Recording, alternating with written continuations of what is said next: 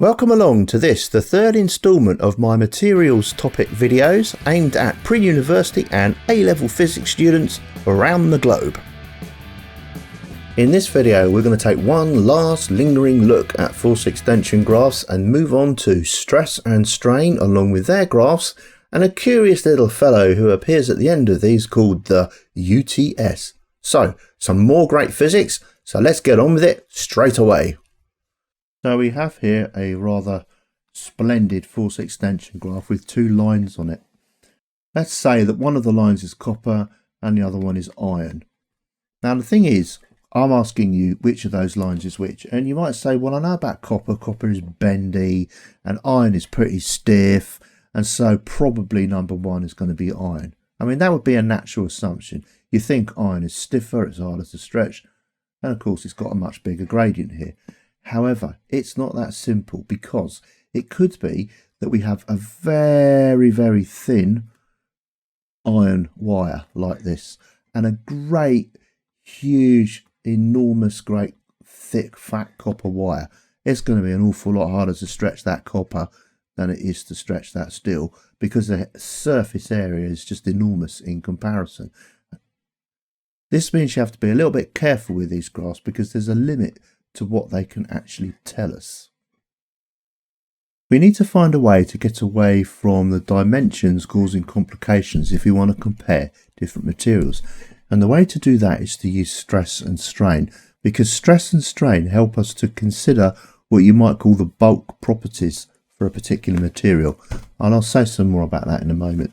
And in order to do this, we're going to consider, mostly in the course, we talk about wires. So we'll have a wire of length L, and a cross-sectional area is this surface here. So this is nearly always a circle.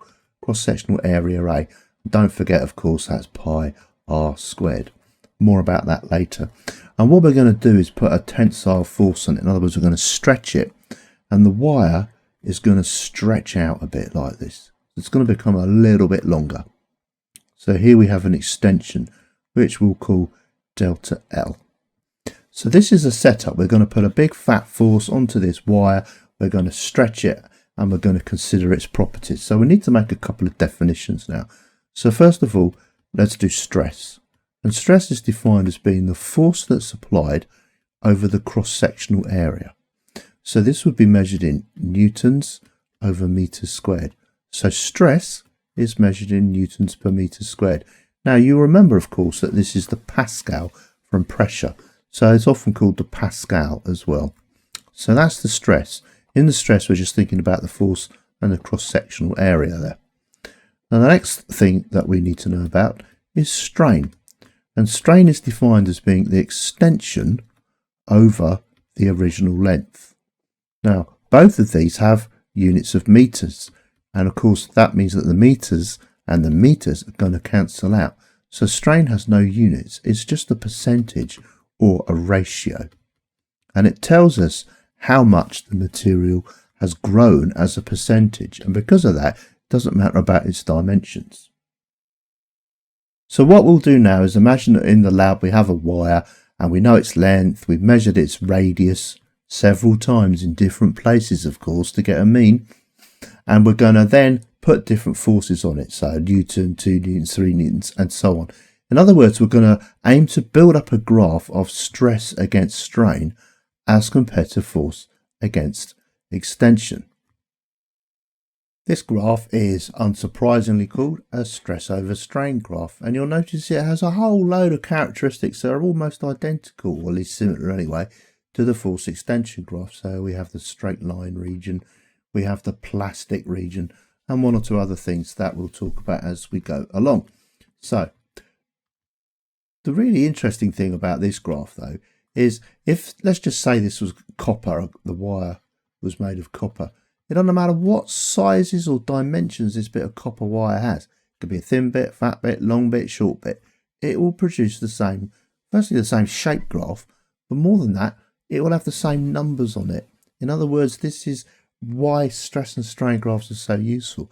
Any old bit of copper, as long as it's not like oxidized, and as long as the temperature is the same, will produce the same graph.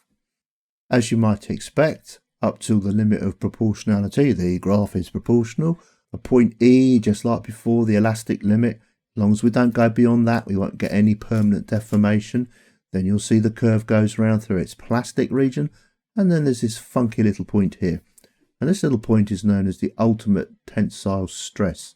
Now it's an interesting little chap, this point, because this point at the top here, the ultimate tensile stress, is the maximum stress that the material can hold. If you get to that point, whatever value that maximum stress is, you get to that point and then take a bit of stress off, in other words, reduce some mass, the wire continues to grow, which kind of is a bit counterintuitive, because you think, if I put less force on it, it's going to get shorter. I mean, it's not going to back to its original length, of course, but you think it would get shorter, but no, it doesn't. It still carries on growing, and then very quickly it's going to get to the point at the end there, often known as B, the breaking stress. You can probably guess what happens at that point. What's also interesting is that as you get into this curved region here, you can see that small increases in the stress there are leading to big increases in strain. In other words, our wire is now really growing quickly.